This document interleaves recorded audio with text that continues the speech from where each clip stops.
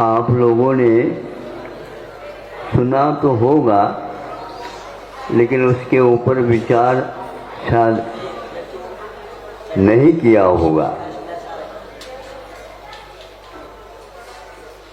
वो यह है,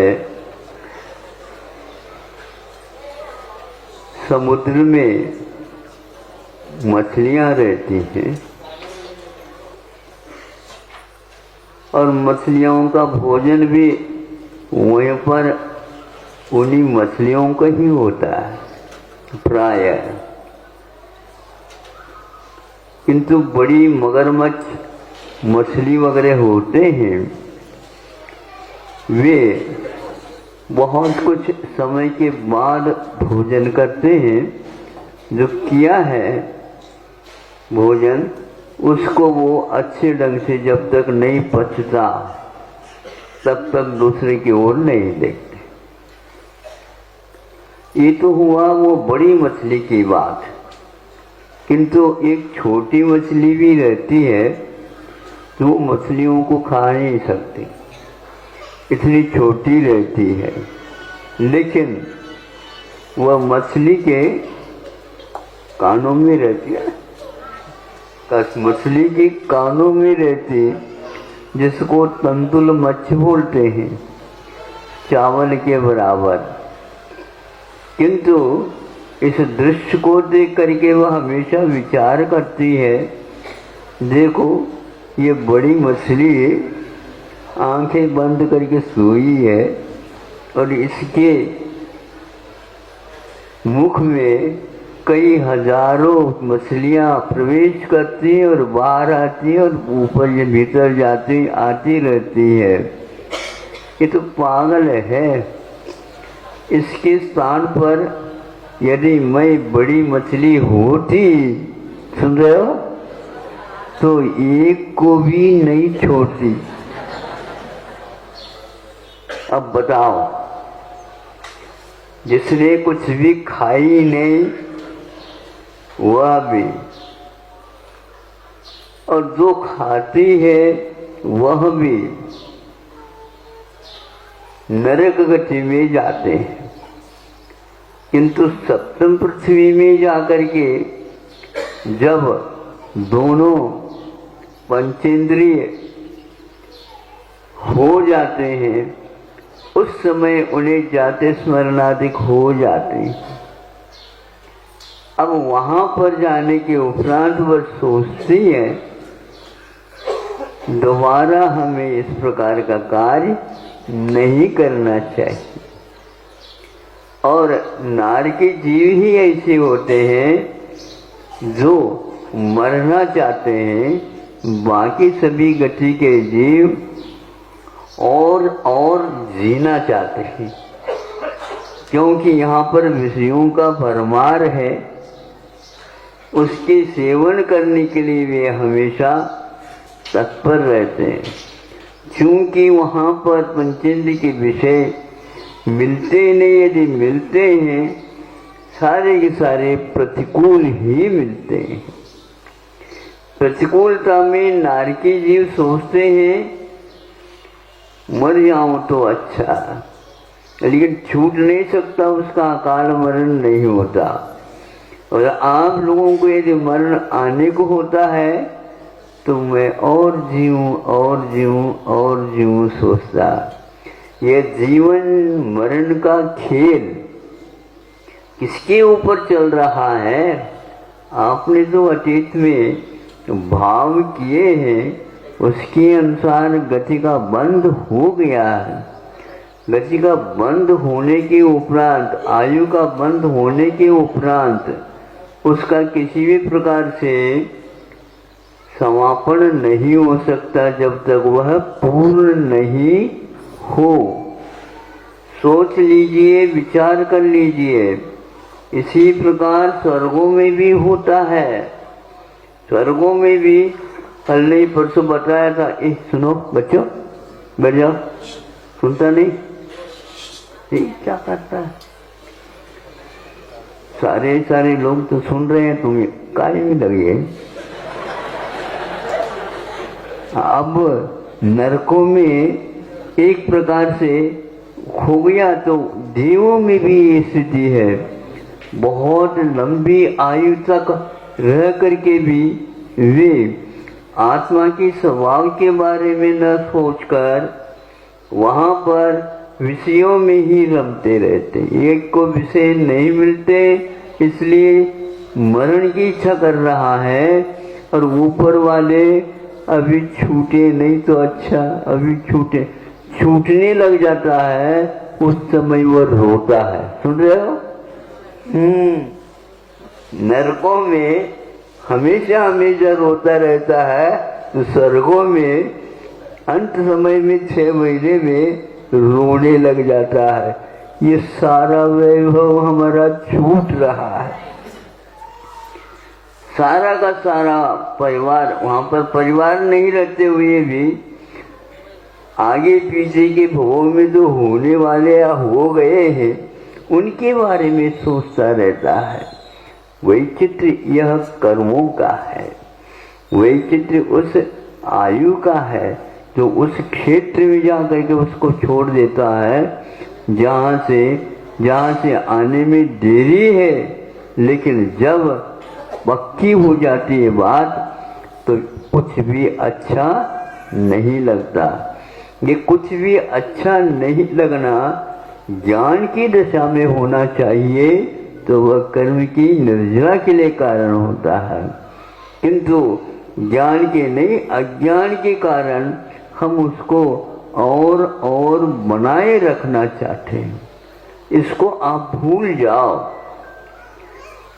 किसी को रोग से मरण होता है, किसी को कोई रोग नहीं था फिर भी मरण करना पड़ता है।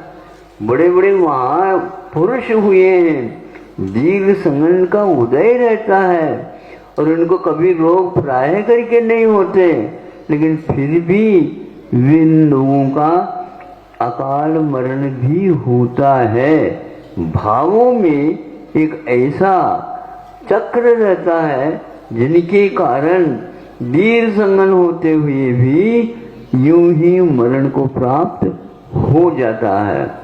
मरण और जीवन के बारे में इस रहस्य को जो व्यक्ति जानता है वह सुख के कारण और दुख के कारणों में भी अपने ज्ञान का उपयोग करके और उसके ऊपर विश्वास करता हुआ, एक खेल है, ये खेल कब तक चलता रहेगा?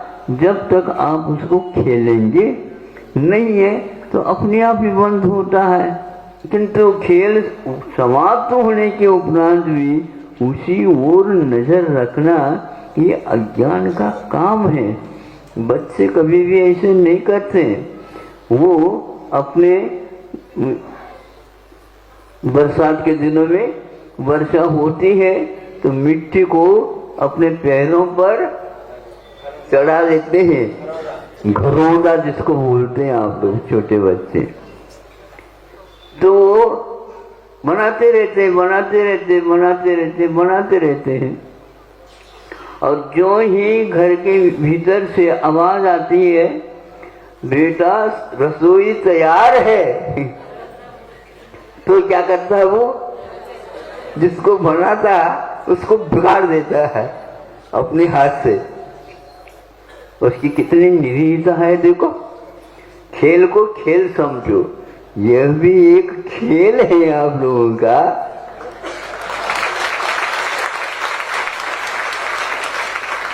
है क्या नहीं खेल? लेकिन इसको कोई खेल समझता ही नहीं।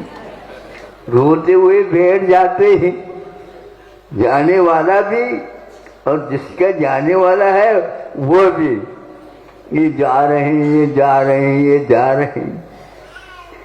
जाने वाला कहता है कि मुझे इसको छोड़ करके जाना पड़ रहा है।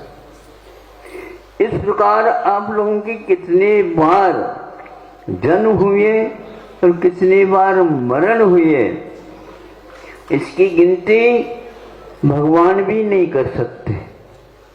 इतने भव हो गए। अब तो कम से कम और एक भव मिले ऐसी इच्छा मत रखो। ये भाव एक प्रकार से आप लोगों को घुमाने में कारण होता, और भव बाकी जो कर्म होता है उसको आयु कर्म की संज्ञा दी गई है। ये आयु के कारण ऐसा होता। तो पुराण पुरुष जितने भी आयु का बंध न हो ऐसी साधना हमेशा हमेशा करते हैं। ये ज्ञानियों का कर्तव्य मौन रूप से इस चित्रण को वो देखते रहते हैं, क्यों तो आप लोग उसमें रच पच जाते हैं। रचना और पचना एक प्रकार से अज्ञान का प्रतीक होता है, चाहे वह सुख हो चाहे वह दुख हो, वह सारे के सारे कर्मों के अनुसार होते हैं। इस रील को हमेशा हमेशा हमें देखते रहना चाहिए। ये रील है, ये भी रील ले रहा, मैं भी ले रहा हूँ। स्वयं अपना जीवन भी एक फिल्म है और उसमें चित्र हैं। उन चित्रों को देखते रहो, जब वह पूर्ण हो जाता है क्या कहते हैं, शांत रहा। भूलने का साले संपले अब वहां पर केवल पर्दा रहता है और कुछ नहीं रहता। उस पर्दे को देखो, पर्दे को देखने के लिए इसने पैसे खर्च किए थे क्या? नहीं। उसी प्रकार यह जब बंद हो जाता है उस समय समझता है कि अब समाप्त हो गया। ज्ञानी लोग अपने आप ही समझते रहते हैं। एक एक फिल्म, एक एक आयु कर्म के निषेक चली जाते रहते हैं। रुकने का नाम ही नहीं। जीवन में केवल मरण ही रहता है, क्योंकि आयु कर्म का क्षय होता रहता। उसको नया कुछ मिलने वाला नहीं। जब मिलेगा तो ये नहीं रहेगा। और जब यह नहीं, जब तक रहता है तब तक जो बंध रहा है वह हृदय में नहीं आ सकता, क्योंकि फिल्म अनेक प्रकार के हैं। एक का पूर्ण होना, फिर दूसरे का चालू होना, ये वैचित्र है। वहां एक प्रकार से इतने जोर से चलता बताते हैं फिल्म कि कम से कम एक फिल्म उदय में आ जाता है तो कम से कम 16 बार यदि आता है तो उसमें क्या होता है, जैसे भाग रहे हैं, भागते कुछ है ही नहीं, बोल रहे हैं, बोलते कुछ है ही नहीं एक फिल्म में, किंतु वह जब भागता रहता है तब लगता है कि यह चित्र चल रहा है, किंतु वस्तुतः ये नियम नहीं है। आम लोगों का भी ऐसा ही पड़ा रह जाता है। सब लोग उसके चारों ओर बैठ करके रोने लग जाते हैं और ऊपर वह देख रहा है, देखो ये कितने हैं, हम तो यहाँ पर आ गए। कभी आप लोगों ने सोचा, आप उनके बारे में तो सोचते रहते हो, वो आपके बारे में क्या सोच रहा है यही आपको ज्ञात नहीं। सब लोग रम जाते हैं और यहाँ पर जो बैठे हैं उनका सब छूट रहा है, वही याद आ रहा है।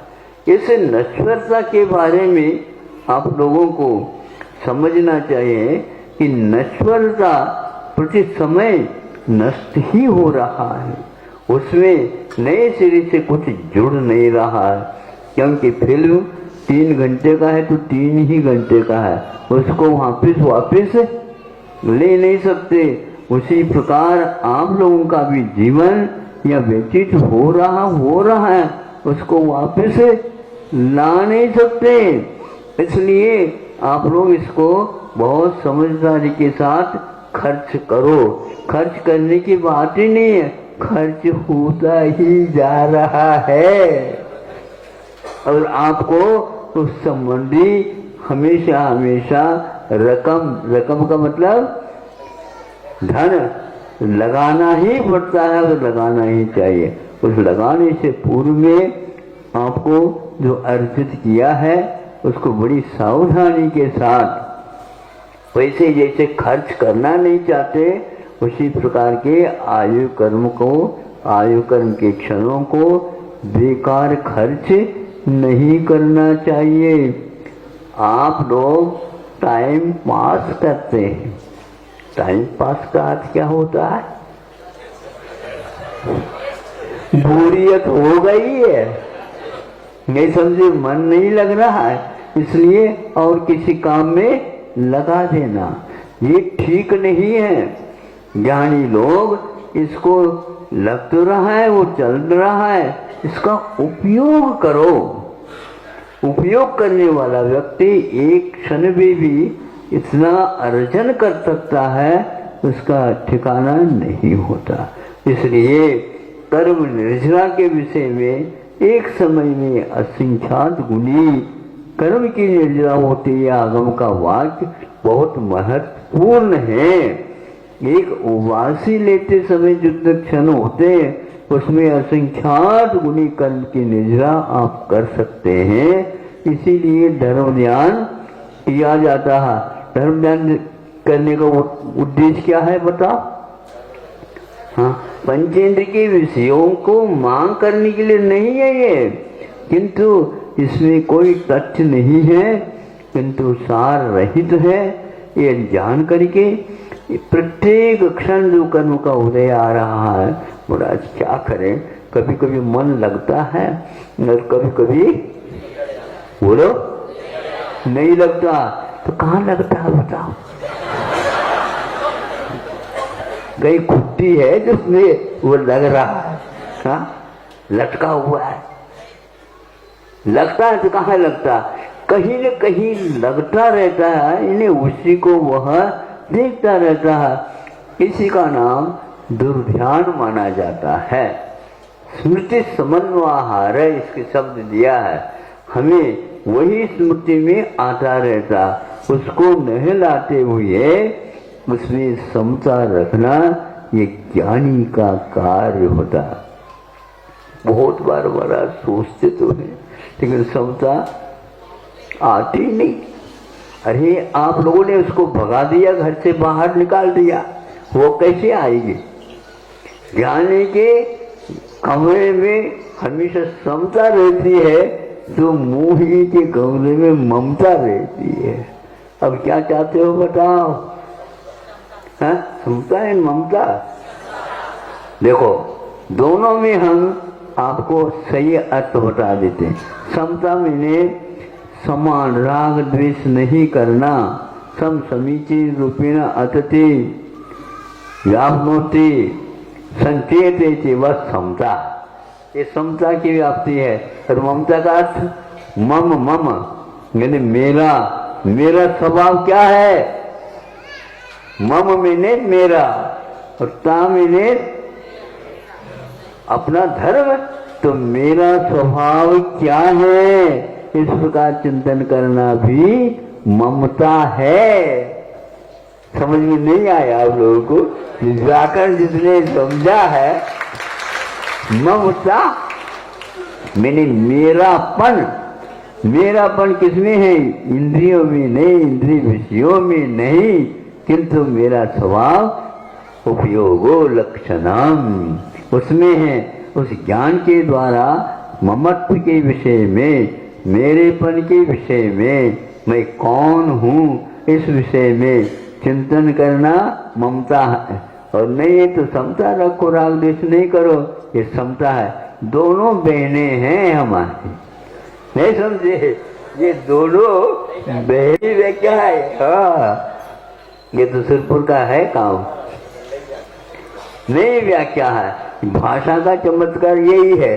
ज्ञानी हमेशा हमेशा कोई भी ग्रंथ का कोई शब्द उठा लेता है और उसमें अर्थ के अनुसार ही अपना चिंतन चलाता रहता है। कभी वह ऊबता नहीं, यानी बोरियत उसको नहीं होती, क्योंकि इसकी कीमत कोई भी चुका नहीं सकता है।